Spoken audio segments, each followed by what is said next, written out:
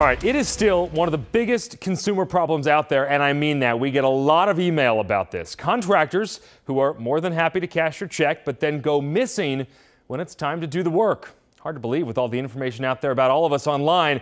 Well, tonight, some advice on how to stop that from happening to you.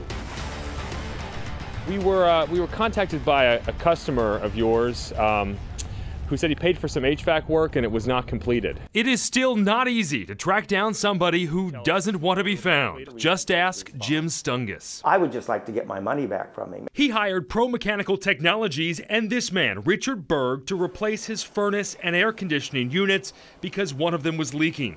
The work scheduled to begin in March. He came out on March 24th, which was a Saturday. I gave him a check for the full amount. The two agreed the work would start the next week, and Berg took that $5,000 check and cashed it. The day before the work should have gotten underway, Stungus received this email from Berg asking to postpone.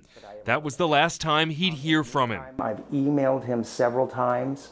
I've called him and left voice messages, always politely, asking if he would just please return my call or my email and give me a new installation date. Did you have any hesitation about writing him a check for the full amount? You know, I think that I'm a good judge of character, and I figured it would be okay to just give him the money. For things like roofing work or new windows, heating and air conditioning equipment, you really shouldn't pay anything up front. Kevin Brassler is the executive editor at Checkbook.org, a nonprofit consumer watchdog. His rule of thumb: pay nothing or as little as possible up front, generally no more than 10%.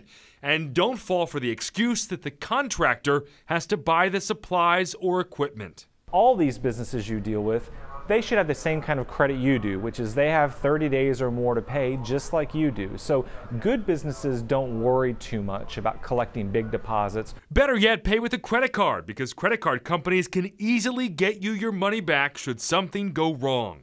Basically, you can dispute any dissatisfactory purchases with your credit card bank, and they'll just go and they'll take that money back from the business itself. Richard Berg's company, Pro Mechanical Technologies, is registered at this home in Revere. Is Richard Berg home? I'm Ben Simino from Channel 5. A woman who answered the door did not provide many answers, but then this man identified himself as Richard Berg. Can you tell us when it'll be completed? No. No? No. He wrote a check for $5,000, which you cashed. Can you give him his money back then? Turns out this is the father of the Richard Berg who was hired by Jim Stungus. The business records aren't clear if Pro Mechanical Technologies is registered to the older or younger Berg. After we showed up here, the voicemail message on the younger Richard Berg's phone was changed, telling callers to instead call his lawyer. Now, we tried repeatedly calling Richard Berg's lawyer, but the lawyer would not comment. Now, Jim Stungus is beginning the process of taking Richard Berg to small claims court to try to get back his $5,000. He's also working with the Attorney General's office.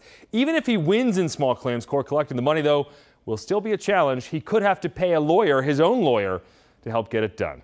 If you have a tip, you can email me. The address, ben@wcvb.com.